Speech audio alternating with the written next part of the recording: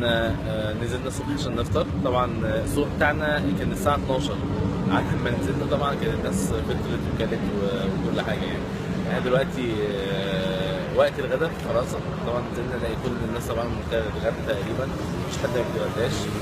المهم لقينا قهوه في الاخر كده، كل ما نيجي نقعد على مكان يقول لك لا مش هينفع عشان ايه، لازم ده وقت الغدا. جينا لقينا قهوه في الاخر، خدنا قعدنا عليها، رحنا جبنا الفطار المميز هنا اللي هو الكرواسون. صاحبك لا تونيك. C'est combien normalement tout? Je sais pas. C'est quoi ça? Ah non, c'est pas tout. Vous me dites que. Non, c'est. Alors, j'ai pris un coca. Ouais, non, non, c'est 11,40.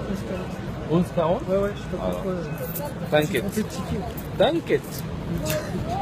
C'est ça, voilà. C'est bon, c'est bon. Ouais, merci. هو جينا حسبنا، احنا خدنا كوكا وخدنا اسبريسو وخدنا ميه. هو جه اداني تيكت بثمن القهوه بس، قهوه بس ب 2.40 €. فطبعا كنا احنا ايه يعني، لو احنا وحشين كده كنا مشينا.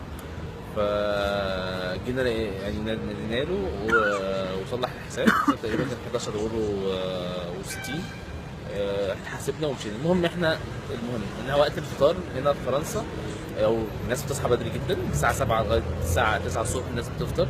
ده وقت الفطار الطبيعي. بعد كده وقت الغداء الساعه 12، ووقت العشاء الساعه 7.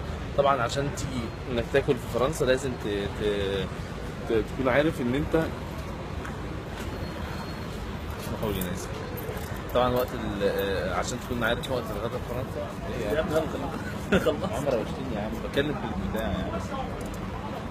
بس محمود بس متضايق شويه.